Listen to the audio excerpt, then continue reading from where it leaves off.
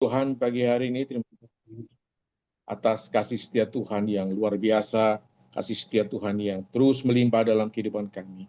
Terpujilah Engkau ya Allah, oleh karena kasih karuniamu yang telah membawa kami dari padang gurun yang tidak berpengharapan menuju Bait-Mu yang kudus, yang penuh dengan kemuliaan Allah yang hidup, di mana kami boleh menikmati semua berkat-berkat yang datang dari sorga di dalam kehidupan kami selagi kami masih di dunia ini.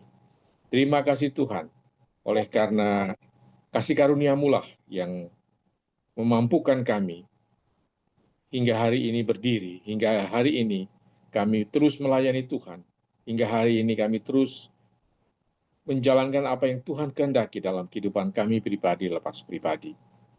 Bila sebentar kami akan belajar kembali akan kebenaran firman Tuhan, Tuhan tolong kami, supaya kami sungguh-sungguh semakin hari semakin mengerti apa yang menjadi kehendak Tuhan dan apa yang menjadi isi hati Tuhan, sehingga kami boleh hidup di dalamnya, berjalan di dalamnya, dan kami boleh menjalankan semua apa yang Tuhan kehendaki dalam kehidupan kami. Berkati kami semua Tuhan pagi hari ini, dan biarlah hari ini boleh menjadi hari kemenangan bagi kami, hari sukacita bagi kami, hari damai sejahtera bagi kami, sehingga kami boleh membagikannya itu kepada orang-orang yang belum mengenal Engkau, dan orang-orang yang pribadi-pribadi yang semakin hari semakin menjauh dari Engkau, boleh kembali lagi melalui pelayanan kami kepada mereka. Terima kasih Tuhan, di dalam nama Tuhan kami Yesus Kristus, kami sudah berdoa. Haleluya. Amin.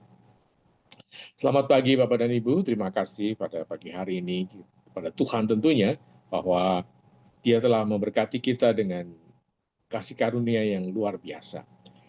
Pagi hari ini sesuai dengan tema, kita akan membahas tentang bagaimana kita terus berjuang untuk mempertahankan kemerdekaan sejati di dalam iman kita kepada Yesus Kristus. Dengan mengingat bahwa situasi yang terjadi sekarang ini di Indonesia, situasi yang kurang baik tentunya, tetapi kita harus membuka hati bahwa itu adalah dinamika di dalam sebuah kehidupan bernegara, di mana kita telah diingatkan oleh firman Tuhan tentang dampak dari sebuah bernegara. Kita tahu bahwa ketika bangsa Israel memilih untuk memiliki raja, Tuhan sudah mengingatkan kepada mereka bagaimana kehidupan bangsa Israel ketika memiliki sebuah raja, di mana semua sumber dayanya, sumber daya yang mereka miliki, mereka akan konsentrasikan kepada sang raja itu. Dikatakan di dalam 1 Samuel pasal yang ke-8 bahwa raja akan merekrut orang-orang terbaik di keluarga-keluarga kita, bukan hanya orang-orang yang terbaik dalam keluarga kita untuk menjadi anak buah atau menjadi pegawai raja, tetapi juga sumber daya yang kita miliki, yaitu anggur kita, dikatakan di dalam 1 Samuel, semua yang kita miliki, hasil pertanian kita, hasil perkebunan kita, semua akan ditarik pajak untuk membiayai keberlangsungan sebuah kerajaan atau sebuah negara. Itu adalah konsekuensi yang tidak dapat dipungkiri. Meskipun kita tahu bahwa seringkali kita berkeluh kesah tentang pajak, tentang apa yang dilakukan oleh pemerintah, tetapi kita harus mengingat bahwa Tuhan sudah mengingatkan kepada kita ribuan tahun yang lalu, bahwa itu akan terjadi.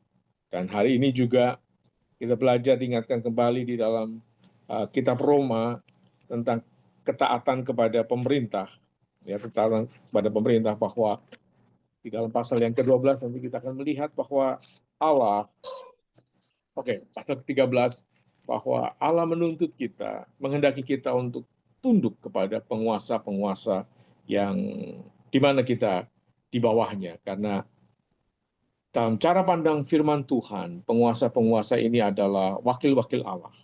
Jadi kita harus membayar pajak, kita harus memberikan apa yang uh, diminta oleh para kaisar ini, para penguasa ini, dan kita juga tetap harus memberikan apa yang Tuhan kehendaki kita berikan kepada dia. Berikanlah kepada kaisar apa yang menjadi milik kaisar, dan berikanlah kepada Tuhan apa yang menjadi milik Tuhan. Nah, Bapak dan Ibu, memang sangat disayangkan dengan kejadian-kejadian yang belakangan ini, dan itu juga merambat ke daerah-daerah seperti di Purwokerto, juga mengalami sedikit ketegangan, anak-anak sekolah ketakutan, dan ekonomi terhenti sebentar, dan pembakaran-pembakaran, kerusakan-kerusakan terjadi di mana-mana.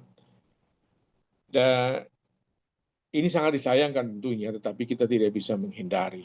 Dan seringkali yang kalau terjadi di Indonesia ini agak aneh, siapa yang demo, apa yang didemo, dan kemudian bagaimana mereka berdemo, ujung-ujungnya adalah gereja yang diserang dan orang Kristen yang menjadi sasaran. Sekali lagi, ini menjadi peringatan bagi kita juga bahwa itulah yang dialami oleh gereja mula-mula tentang bagaimana orang Kristen seringkali difitnah, orang Kristen seringkali menjadi kambing hitam di dalam semua pergolakan atau trik-trik di dalam kekuasaan di dalam kerajaan Romawi pada waktu itu. Kita mengetahui tentang kisah dari Nero ketika Rasul Petrus bahkan masih hidup di Roma pada waktu itu. Dikatakan di dalam sejarah bahwa Nero itu tidak senang dengan tata kota Roma pada waktu itu. Ya, dia ingin mengubahnya, dan dengan cara yang sangat keji, yaitu membakar kota Roma. Jadi, kota Roma dengan sengaja dibakar, dan tujuannya adalah untuk mengubah tata kota yang dikehendaki atau dimaui oleh Nero pada waktu itu. Dan orang Roma marah, kemudian Nero mengkambing hitamkan orang Kristen yang dituduh sebagai pembakar kota Roma. Dan setelah itu kita mengetahui selama ratusan tahun orang Kristen menderita oleh karena fitnah-fitnah, oleh karena tuduhan-tuduhan yang tidak benar kepada orang Kristen, dan selalu menjadi kambing hitam. Tetapi Tuhan menyertai, Tuhan ada di belakang orang pengikutnya, dan akhirnya pada abad ketiga, seluruh kerajaan Roma berhasil dimenangkan bagi Tuhan. Dan selama ratusan tahun, orang Kristen menderita, dianiaya, dipersekusi. Dan disitulah firman Tuhan menguatkan setiap anak-anak Tuhan untuk bertahan, untuk berjuang mempertahankan iman kepada Yesus Kristus. Dan disinilah kita belajar, dan pagi hari ini juga saya melihat bahwa situasinya sangat relevan karena di mana-mana terjadi kerusuhan, dan kita harus mempersiapkan diri. Kami terutama yang di daerah ini sangat gampang sekali kena dampaknya. Tapi puji Tuhan kalau di Banyumas masih agak aman, tapi di beberapa daerah kita harus berhati-hati, dan kita berdoa untuk keselamatan bagi saudara-saudara kita yang ada di daerah-daerah tertentu yang sangat rawan dengan penganiayaan seperti ini. Saya juga melaporkan bahwa pelayanan kami berjalan dengan sangat baik di Banyumas ini, melalui penjangkauan membagikan kasih Kristus melalui pendidikan dan bimbingan belajar untuk anak-anak. Dan minggu ini kami akan membuka pos atau bimbingan belajar yang baru, Dan puji Tuhan, Tuhan mempersiapkan dengan cara yang luar biasa. Program kami telah diadopsi oleh satu perusahaan di Purwokerto, di Banyumas. Dan minggu ini, hari ini, kami akan membuka pos bimbingan belajar yang baru di sebuah hotel yang dimiliki oleh perusahaan itu dan bertempat di situ. Puji Tuhan. Karena ini adalah rencana Tuhan saja, dan kami hanya alat saja untuk menjalankan semuanya itu. Terima kasih atas semua dukungan doa Bapak dan Ibu selama ini. Dan terima kasih untuk semua dukungan dari Bapak dan Ibu selama ini dalam pelayanan kami di tempat ini. Dan kami rindu bahwa program ini bisa diadopsi di berbagai tempat, karena ini menjadi alat yang sangat efektif di dalam membagi kasih Kristus kepada mereka yang belum mengenal kasih Kristus itu. Baik, Bapak dan Ibu. Sesuai dengan tema, firman Tuhan saya ambil dari Roma, pasal yang ke-12, ayat 10, 11, dan 12. Demikian firman Tuhan.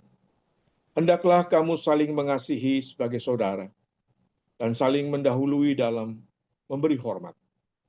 Janganlah kerajinanmu kendor, biarlah rohmu menyala-nyala, dan layanilah Tuhan.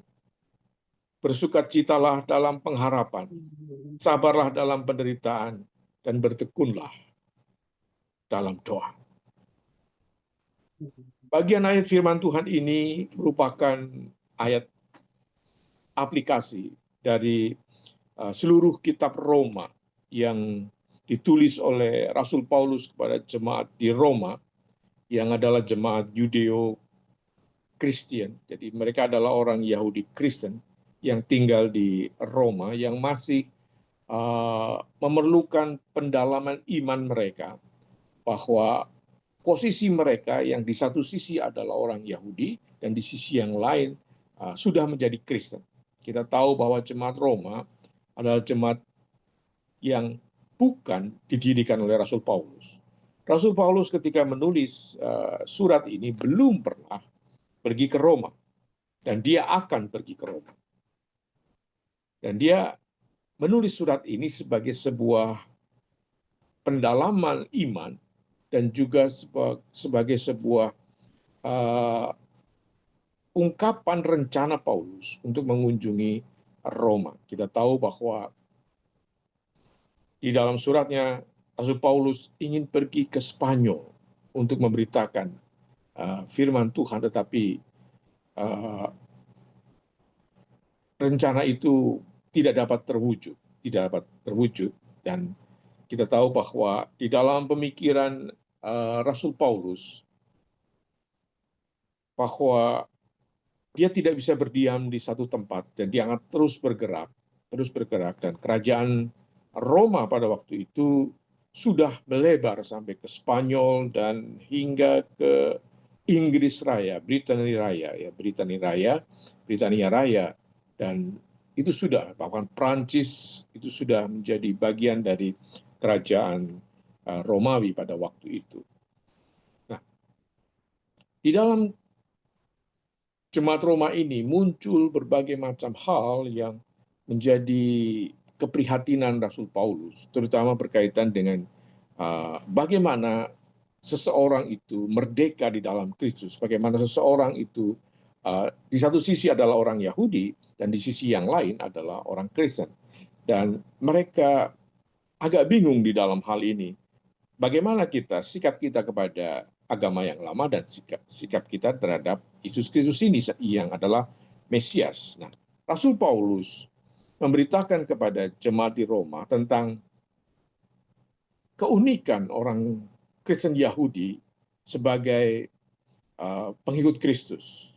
Ya, sebagai pengikut Kristus. Salah satunya adalah bahwa di dalam mengikut Kristus kita harus di dalam kitab Roma dikatakan bahwa satu-satunya di dalam memperoleh keselamatan itu kita dibenarkan oleh iman. Dan Rasul Paulus mengambil contoh tentang uh, seorang yang menjadi bapa orang percaya, yaitu Abraham.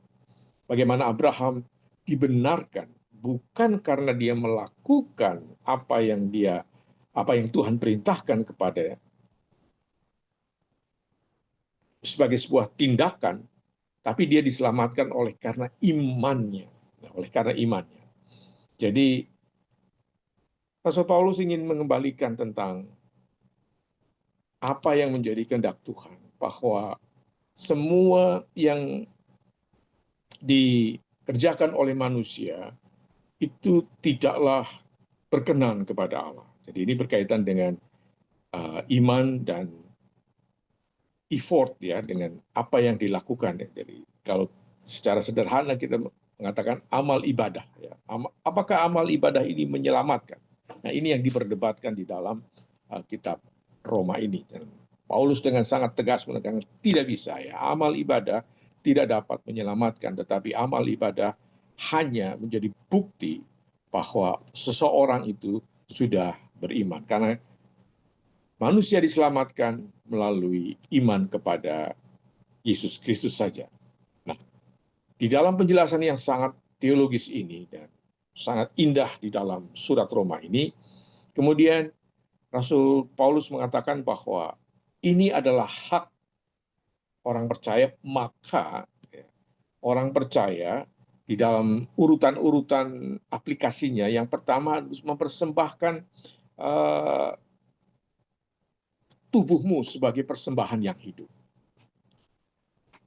Ini sejalan dengan kitab Galatia yang mengatakan bahwa hidup, Rasul Paulus bersaksi tentang dirinya bahwa hidupku bukannya aku lagi, tetapi Yesus atau Kristus yang hidup di dalamku. Artinya, ketika kita ada di dalam Kristus, maka kita harus meninggalkan semua apa yang menjadi kepentingan kita, apa yang menjadi uh, interest kita, apa yang menjadi kemauan kita, itu semua itu harus kita pertaruhkan di hadapan Kristus. Maka Paulus mengklaim dirinya adalah doulos, hamba Allah yang hanya mengerjakan apa yang Tuhan kehendaki, hanya melakukan apa yang tuannya mau, hanya menjalankan perintah dari sesembahan junjungan dia. Nah, inilah yang dilakukan oleh Paulus, dan Paulus mau kepada jemaat di Roma melakukan hal yang sama, mempersembahkan tubuhmu sebagai persembahan hidup yang kudus, yang berkenan kepada Allah. Dan kemudian bagaimana caranya adalah kita meninggalkan di dalam ayat yang kedua, kita jangan menjadi serupa dengan dunia ini, ya. Artinya cara berpikir kita, sistem yang kita pakai, kemudian apa yang menjadi visi misi kita, jangan serupa dengan dunia ini, karena kita tahu bahwa dunia ini menuju kehancuran, ya. Dunia ini menuju titik terendah dan akan tetap terus begitu. Sehingga Paulus menasehati kepada jemaat di Roma untuk memperbarui budimu, memperbarui apa yang jiwamu, ya kan. Budi ini di dalam bahasa aslinya adalah psuke atau psikologi atau jiwa kita, dan apa yang kita kehendaki, apa yang kita pikirkan, apa yang kita rasakan itu tidak boleh sama dengan apa yang terjadi di dunia ini. Jadi apa yang dianggap bagus oleh dunia, kita harus pikirkan ulang. Apakah itu akan sesuai dengan kebenaran firman Tuhan atau tidak? Apakah uh, yang dikehendaki dunia itu, yang cocok menurut dunia ini, apakah sesuai dengan kehendak Allah? Karena Paulus katakan bahwa ketika kita mengikuti apa yang dimaui oleh dunia, kita tidak dapat mengetahui, kita akan kesulitan untuk membedakan mana kehendak Allah dan yang baik dan yang tidak. yang berkenan kepada Allah dan yang tidak berkenan. Kecuali kita mengisi hati kita, mengisi pikiran kita dengan kehendak Allah, dengan firman Allah, dan mengubah cara hidup kita, memperbarui cara berpikir kita, maka itulah yang dikehendaki oleh Allah. Dan inilah yang Tuhan atau Rasul Paulus maui di dalam jemaat di Roma. Dan di dalam ayat yang ke-11, Paulus menasehati meskipun jemaat di Roma seringkali mengalami penganiayaan, sering mengalami penindasan, sering mengalami disingkirkan, mengalami ya bangsa Israel pada waktu itu bukan hanya bangsa Yahudi saja, tetapi Yahudi Kristen itu jauh lebih menderita daripada orang Yahudi biasa, karena kalau orang Yahudi itu dianiaya oleh orang Romawi. Nah, Yahudi Kristen itu dianiaya 2 kali oleh orang Yahudi lama dan oleh orang Romawi juga. Jadi ini double minority. Ini yang terjadi di dalam jemaat di Roma, dan jemaat yang sangat menderita. Tetapi Rasul Paulus menasehati meskipun dalam penderitaan, katakan meskipun kita dalam situasi yang susah, Rasul Paulus menasihati bahwa biarlah rohmu menyala-nyala. Ini tentu tidak mudah. Ini tentu menjadi tantangan yang berat bagi jemaat pada waktu itu. Tetapi dengan mengingat apa yang Tuhan sudah perbuat di dalam hidup kita, ya, kita tahu bahwa Rasul Paulus mengingatkan bahwa upah dosa adalah maut dan manusia hidup dalam dosa. Manusia telah kehilangan kemuliaan Allah, tapi puji Tuhan, ya, Allah telah mengembalikan semuanya itu melalui Yesus Kristus, sehingga kita menjadi milik Allah. Maka meskipun di dalam penderitaan, roh kita harus tetap terus menyala-nyala. Dan ini menjadi bagian kita. Allah sudah melakukan yang terbaik. Allah sudah melakukan yang paling utama di dalam hidup kita. Tugas kita adalah bagaimana menjaga roh ini tetap menyala-nyala, tentunya dengan cara berpikir Allah, tentunya dengan bagaimana Allah menghendaki itu terjadi dalam kehidupan kita, dan bagaimana dengan prinsip-prinsip kebenaran-kebenaran Allah. Itulah yang menjadi dasar bagaimana seseorang itu tetap terus menyala-nyala di dalam rohnya dan melayani Tuhan. Bapak Ibu, seringkali orang Kristen terjebak kepada hidup yang mediocrity atau mediocre, ya, atau hidup yang biasa-biasa saja. Hidup yang tidak ke sana, tidak ke sini, tidak panas, tidak dingin, ya, dan menjadi mediocre, ya, menjadi mediocre yang hidupnya itu biasa-biasa saja. Dan ini bukan maksud dari Rasul Paulus tentang bagaimana hidup yang biasa-biasa saja. Ketika ditanya bagaimana kegiatannya, ya biasa-biasa saja. Bagaimana pelayanan Bapak dan Ibu, ya biasa-biasa saja. Apa yang dipikirkan, ya biasa-biasa. Itu adalah ciri-ciri orang yang mediocre yang ya biasa-biasa. Allah menghendaki kita lepas dari jeratan mediocre itu. Ya. Yang sering kali terjadi adalah bahaya dari bagaimana pemahaman Kristen yang di satu sisi kurang berkenan di hadapan Tuhan. Memang betul kita sudah diselamatkan. Memang betul bahwa keselamatan itu melekat pada kita. Dan keselamatan itu sudah Allah buktikan. Allah sudah menyatakan bahwa keselamatan itu telah ditetapkan untuk kita. Tapi justru prinsip yang seperti itu mengandung bahaya. Karena apa? Karena kita cenderung apatis. Toh sudah diselamatkan. Tidak bikin apa-apa pun selamat juga. Ya. Bikin dosa gini-gini toh selamat juga. Ini adalah pikiran yang sangat berbahaya. Dan itu tidak dikehendaki oleh firman Tuhan. Bahwa justru ketika kita di dalam pasal Roma dikatakan, apakah ketika kita sudah hidup di dalam hidup di dalam kita masih tetap untuk hidup di dalam dosa, maka firman Alkitab mengatakan sekali-sekali tidak, ya sekali-sekali tidak.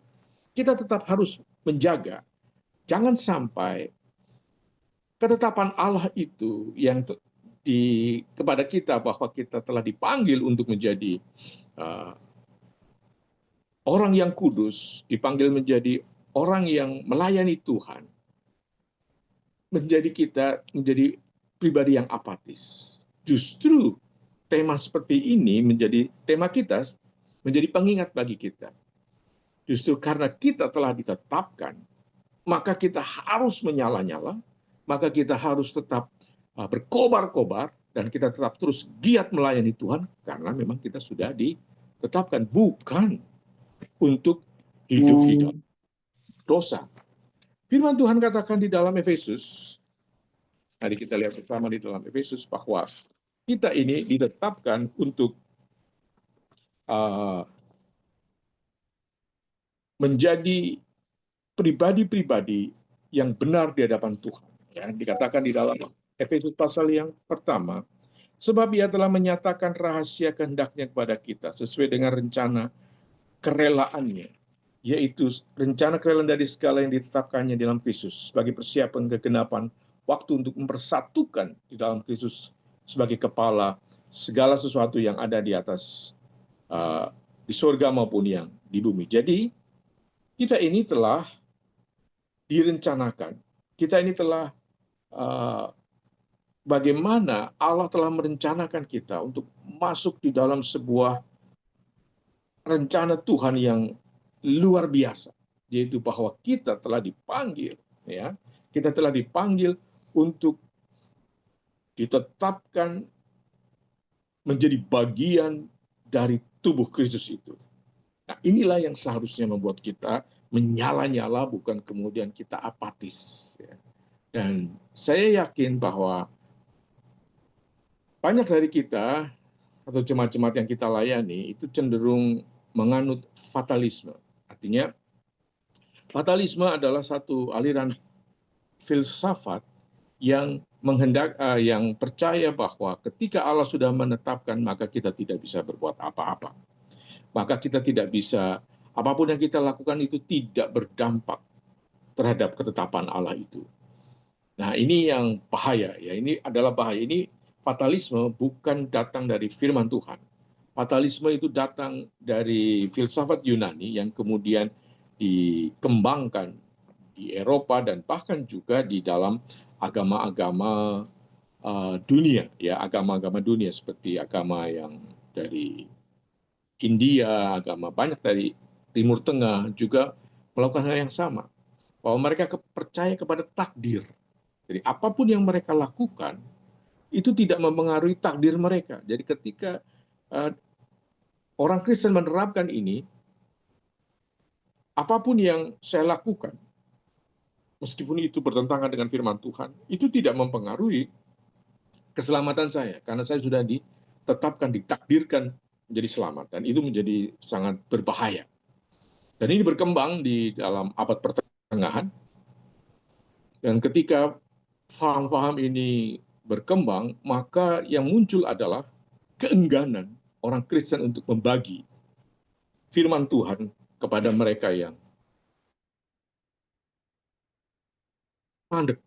Ya, penginjilan itu mandek karena apa? Fatalisme, pengaruh filsafat fatalisme ini. Mereka tidak lagi bersemangat.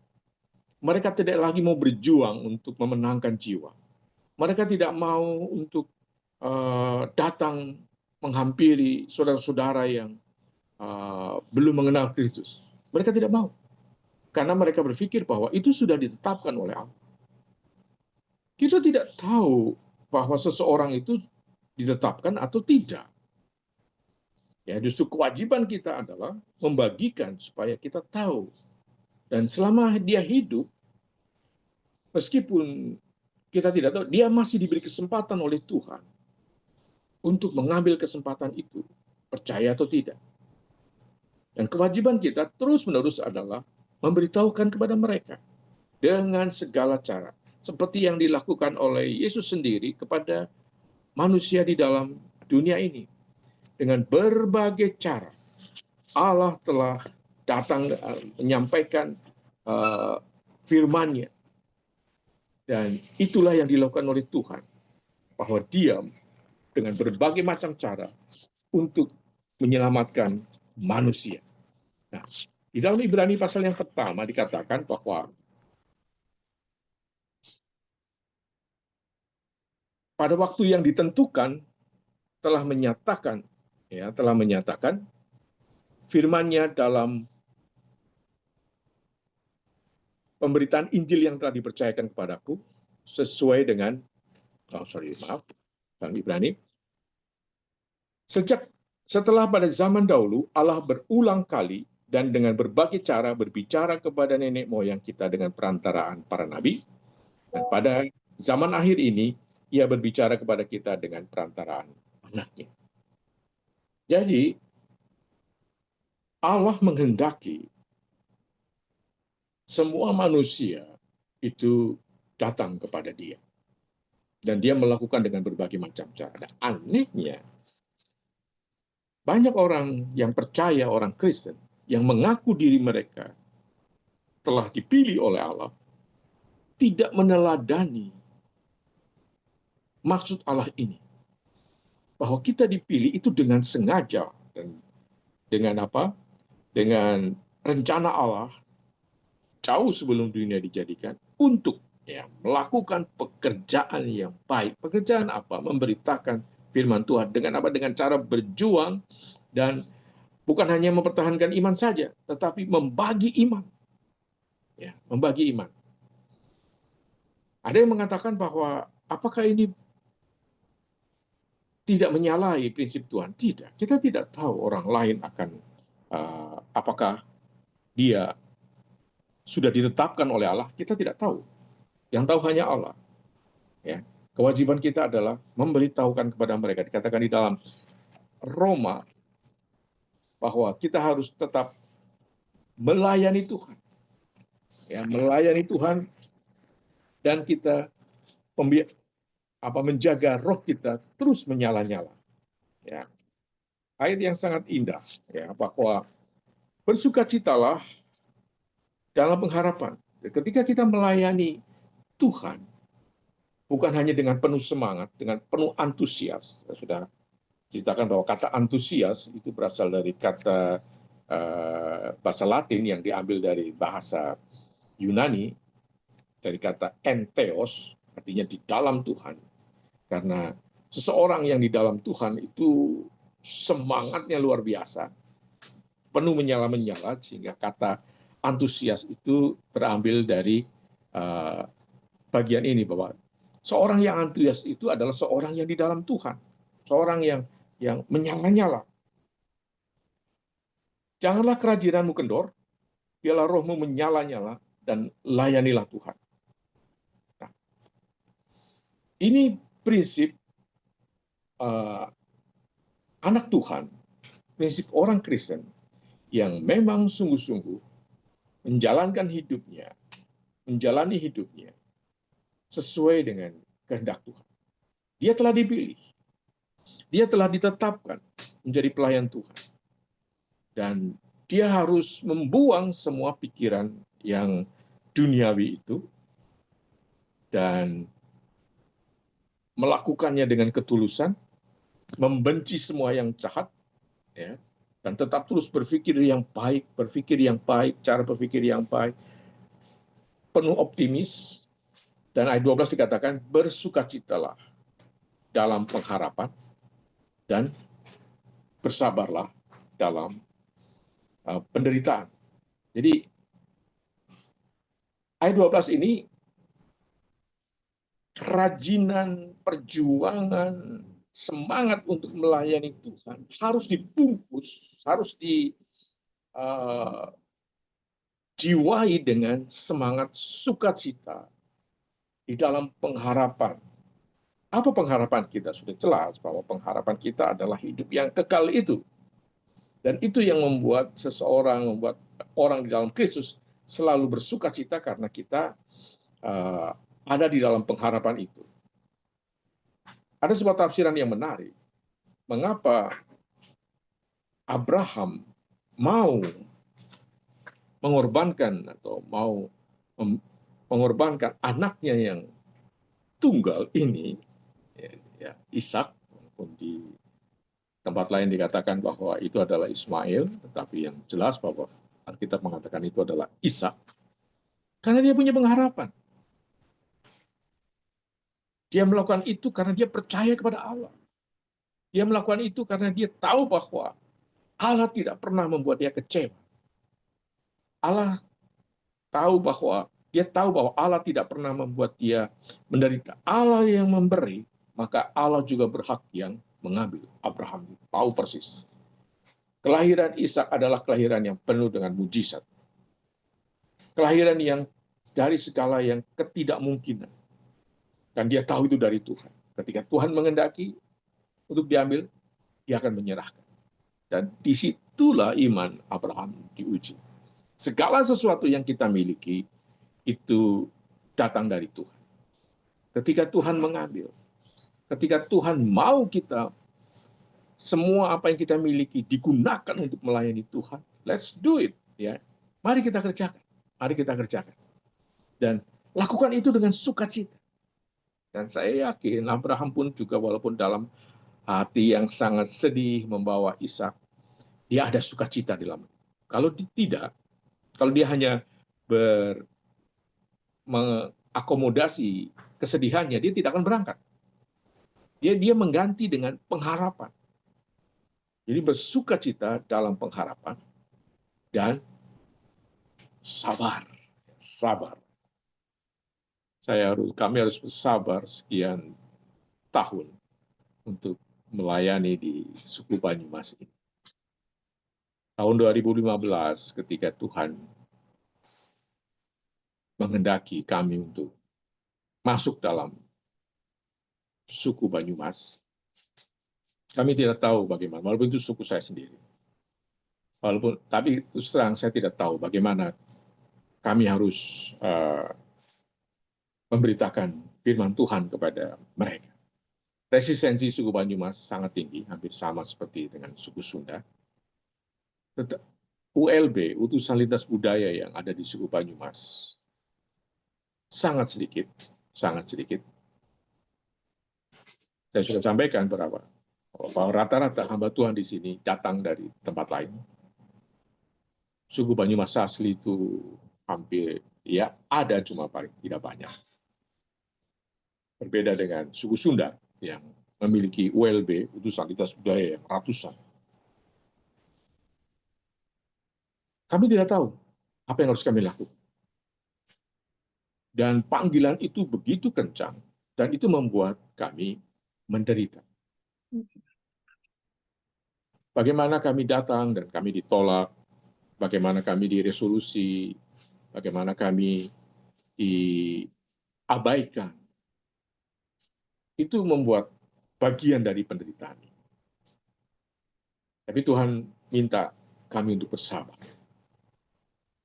Dengan berbagai cara, Tuhan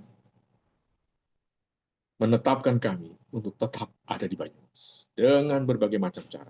Saya tahu rasanya kalau mau pindah dari sini lebih baik. Ya, lebih baik. Karena ini Banyumas bukan ladang yang subur, bukan ladang yang ini tanah keras. Ini tanah keras. Berbatu-batu. Ya, berbatu-batu. Kami harus menyingkirkan batu-batu itu satu persatu dan mengorek-ngorek batu itu. Dan itulah yang sedang kami lakukan. Tuhan berikan jalan untuk kami membuka bimbel secara gratis. Mungkin kami tidak bisa, belum bisa untuk menuai sekarang. Harapan kami, ini ya, bersuka cita dalam pengharapan. Harapan kami akan menuai 20-30 tahun yang akan datang. Dengan cara mencungkil batu satu persatu dengan pelayanan yang Tuhan kehendaki. Dan pelayanan yang diterima oleh masyarakat di tempat ini justru kepada anak-anak. Anak-anak yang membutuhkan bimbingan literasi dalam numerik maupun di dalam linguistik, ya, dalam bahasa dan dalam matematika.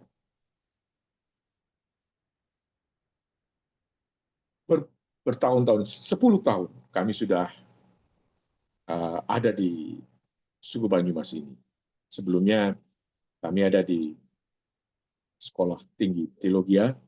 Kami mempersiapkan hamba-hamba Tuhan, tapi hati ini tetap kepada jiwa-jiwa, ya. Hati ini tetap kepada jiwa-jiwa, dan Tuhan tahu kami berjuang sangat keras tanpa dukungan, karena kalau bergabung dengan lembaga itu pasti akan ada laporan, dan kemudian uh, laporan itu harus baik supaya ada peningkatan.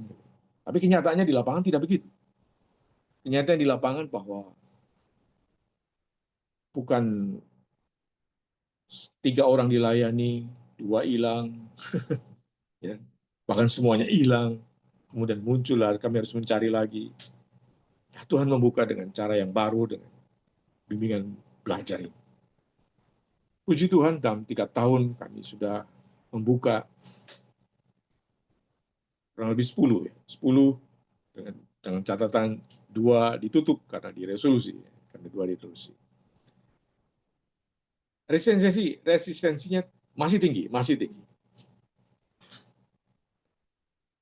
Ketika anak-anak mengetahui kami Kristen, ya, mereka langsung terpukul, dan mereka langsung, ada beberapa yang menerima dengan terbuka, nggak ada masalah, tetapi ada juga yang mencibir, ya, ada yang mencibir. Karena mereka sudah dipersiapkan melalui agama mereka untuk mengcounter wujud cinta kami kepada mereka. Ya. 1-2 kali mereka terus dibisikin oleh pengajar-pengajar mereka untuk membenci kami bahwa apa yang kami lakukan tidak benar. Tapi puji Tuhan, kami mencoba tetap terus bersuka cita meskipun seringkali kami harus tersenyum dengan air mata menetes, dan kami harus bersabar di dalam penderitaan. Dan satu-satunya yang kami bisa lakukan adalah berdoa untuk mereka. Mendoakan satu persatu anak-anak ini. Dan firman di dalam ayat 12 ini mengajarkan kepada kami untuk tetap terus berjuang. Untuk tetap terus berjuang hingga habis, ya, hingga habis. Hingga kemah akan dibongkar dan kami akan berangkat. Kami akan berangkat menuju rumah Bapa. Dan itu yang akan kami lakukan sampai titik darah penghabisan. Dan selagi Tuhan masih membuka, maka tidak adalah pintu, tidak ada kuasa apapun yang bisa menutup pelayanan ini. Tetap terus berjuang, Bapak dan Ibu. Ya, lakukan terus dengan sukacita.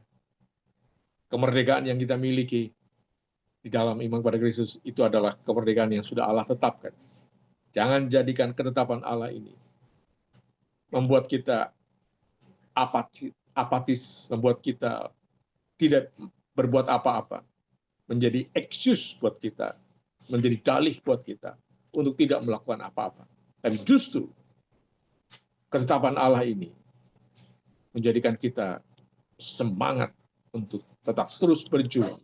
Bukan hanya mempertahankan iman kita, tapi membagi iman kita, men-sharing iman kita kepada mereka yang belum mengenal Yesus. Mari kita berdoa. Terima kasih Tuhan untuk kebenaran firman Tuhan pada pagi hari ini. Terus urapi anak-anak-Mu pagi hari ini dengan kekuatan yang datang dari surga. Biarkan damai sejahtera-Mu turun atas mereka. Roh-Mu menyala-nyala dalam diri mereka.